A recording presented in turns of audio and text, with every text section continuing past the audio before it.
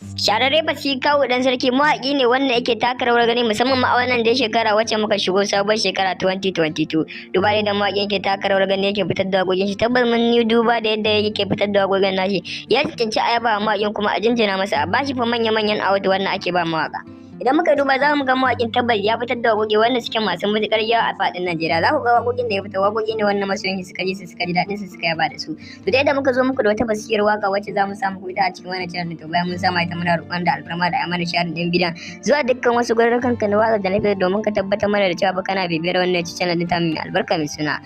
suna Hausawa TV. Na tabbatar da cewa wannan channel tana kokari wajen nishaɗantar da ku da dukkan wasu fitattun aika wannan fitaccen mawaƙi yake fitarwa kuma yake tsara shi ta yadda a daidai wannan lokaci za mu yi kokari mu sama fitaccen waƙar wannan fasihin mawaƙi bayan ka ji ta ce kai mana nishaɗin ɗin bidiyon zuwa group ɗinka na waƙar da na fitar domin hakan ya tabbatar mana da cewa ba kana bibiyar da channel ɗin yadda a daidai wannan lokaci za mu yi kokari mu sama wannan fasihar waƙa bayan ka ji ta ce kai yi mana sharing ɗin bidiyon bara mu sama waƙar a daidai wannan lokaci.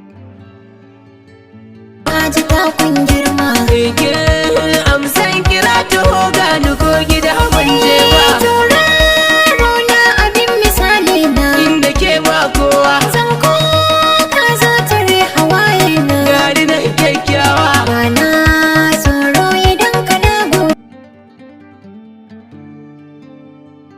Na tabbatar da cewa ka saurari fasihar waƙa shi kai mana sharing ɗin bidiyon zuwa group ɗinka na waƙar da na fitar domin ka tabbatar mana da cewa kana bibiyar da channel kuma kana ƙara ba mu ƙarfin gwiwa duba da mawaƙin ke taka rawar gani a kowane lokaci. Mun gode sosai ziyartar mu da kai a cikin wannan channel ɗin mai albarka mai suna Hausawa TV. Shararre Kawu dan sarki mawaƙi ne wanda yake taka rawar gani musamman ma a wannan dai shekara wacce muka shigo sabuwar shekara 2022. Duba da mawaƙin yake taka rawar gani yake fitar da waƙoƙin shi, tabbas mun yi duba da yadda yake fitar da waƙoƙin nashi. Ya cancanci a yaba mawaƙin kuma a jinjina masa, a bashi fa manya-manyan award wannan ake ba mawaƙa. Idan muka duba za mu ga mawaƙin tabbas ya fitar da waƙoƙi wanda suke masu matuƙar yawa a faɗin Najeriya. Za ku ga waƙoƙin da ya fitar waƙoƙi ne wanda masoyan suka ji su suka ji daɗin su suka yaba da su. To dai da muka zo muku da wata basiriyar waƙa wacce za mu samu ita a cikin wannan channel, to bayan mun sama ita muna roƙon da alfarma da amana sharing ɗin bidiyon zuwa dukkan wasu gururrukan ka na waƙa da na fitar domin ka tabbatar mana da cewa ba kana bibiyar wannan channel ɗin ta mai albarka mai suna Hausawa TV. Na tabbatar da cewa wannan channel tana kokari wajen nishaɗantar da ku da dukkan wasu fitattun aika wannan fitaccen mawaƙi yake fitarwa kuma yake tsara shi ta yadda a daidai wannan lokaci za mu yi kokari mu sama fitaccen waƙar wannan fasihin mawaƙi bayan ka ji ta ce kai mana nishaɗin ɗin bidiyon